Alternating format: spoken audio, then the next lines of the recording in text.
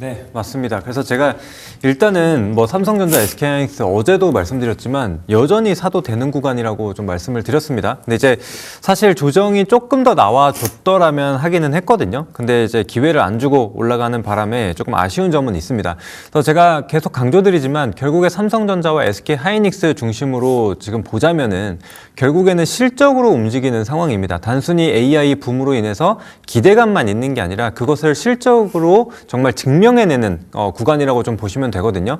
그래서 지금 예상 실적 혹은 예상 추정치를 좀 봤을 때 우리가 삼성전자 지금 뭐 160조, 그다음에 뭐 SK하이닉스 120조 이런 수치가 지금 나오고 있는데 실제로 그것들을 달성하게 된다면은 삼성전자 PER이 한 7배 정도, 그다음에 이제 SK하이닉스 PER이 한 6배 정도로 굉장히 저평가 구간으로 접어들게 됩니다. 그렇기 때문에 이런 수치만 좀 달성을 해준다, 계속해서 실적으로 입증을 해 나간다라고 한다면은 굉장히 지금 주가가 리즈너블하다라고 좀 보시면 좋을 것 같습니다. 그래서 지금 거품이 낀 게 아니라고 좀 보시면 될 것 같고, 또 케빈 워시와 관련돼서 좀 말씀을 드리자면은 이제 매파적인 부분이 있기는 합니다. 자, 그런데 이런 부분에 있어서 이제 실적이 안 나오는 종목군들은 좀 크게 흔들릴 수가 있겠지만, 이렇게 실적을 찍어주는 종목이라면은 뭐 그 문제와 크게 그러니까 큰 문제가 발생하지 않을 것이다라고 좀 보시면 좋을 것 같아요. 그래서 앞으로 좀 더 실적이 나오는 그런 종목군들에 집중을 해주시면 어떨까라는 생각을 합니다. 그래서 이제는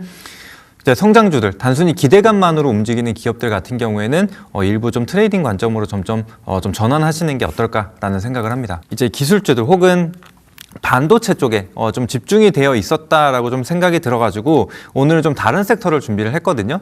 이제 제약바이오를 좀 준비를 했습니다. 그래서 삼성바이오로직스라는 종목을 좀 준비를 했는데, 사실상 지금 시장이나 혹은 이 실적 대비해서 주가가 굉장히 좀 못 가고 있는 상황이에요. 그래서 계속해서 음봉으로 좀 떨어지고 있는데, 오히려 이렇게 좀 조정이 나와 있는 구간에서 우리는 접근을 해보자라고 말씀을 드리고 싶습니다. 그래서 지금 계속해서 증설 효과를 좀 보고 있습니다. 그래서 드디어 이제 영업이익 부분에서 봤을 때 지난해 기준으로 2조 원을 좀 돌파를 했다라는 소식이 좀 들려왔습니다. 이런 것들이 결국에는 증설 효과를 좀 보고 있다라고 생각을 하거든요.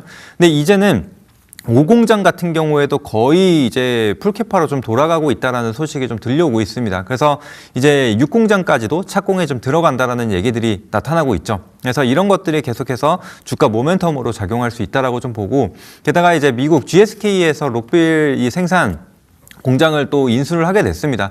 그래서 이런 것들로 통해서 지금 단일 기업 수준으로 봤을 때 가장 큰 캐파를 가지고 있는 그런 기업이라고 좀 보시면 되겠습니다. 그래서 이런 부분들로 실적은 계속적으로 늘어날 거라고 좀 보는데, 지금 잠깐 화면 한번 보겠습니다. 보시면은 2020년도부터 해서 매출액이 1조 원부터 시작했는데 지금 어느새 4조 중반대까지 올라왔습니다. 그래서 이렇게 드라마틱한 성장을 좀 보여줄 수 있었던 것은 이 매출 그러니까 생산 캐파가 늘어나게 되면서 그것들이 이제 풀캐파로 좀 돌아가고 있는 상황이다 보니까 이렇게 매출이 드라마틱하게 증가할 수 있었던 거거든요. 그래서 영업이익 같은 경우에도 2020년도에 2,900억에 불과했는데 지금 2조 원까지 늘어난 상태입니다. 그래서 영업이익성도 상당히 좀 좋아졌다라는 거 같이 체크해 보신다면은 우리가 이런 종목군들은 실적을 믿고 이 시장이 흔들리더라도 계속해서 좀 우상향을 믿고 중장기적으로 가져갈 수 있는 종목이라고 생각을 하거든요. 그래서 올해 같은 경우에도 영업이익 2.4조 원, 그 다음에 내년 같은 경우에도 2.6조 원으로 계속해서 좀 늘어날 거라고 좀 보기 때문에 그런 관점으로 같이 봐주시면 좋을 것 같습니다.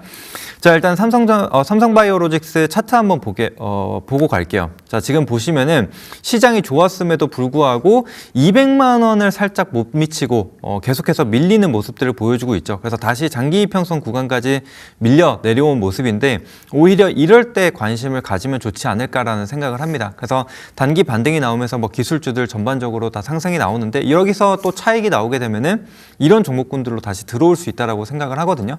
그리고 비교적 코스피 제약바이오 기업들은 크게 부각을 받지 못했었던 그런 상황이기 때문에 이런 자리에서 모아가시면 좋겠다 정리해드리겠습니다.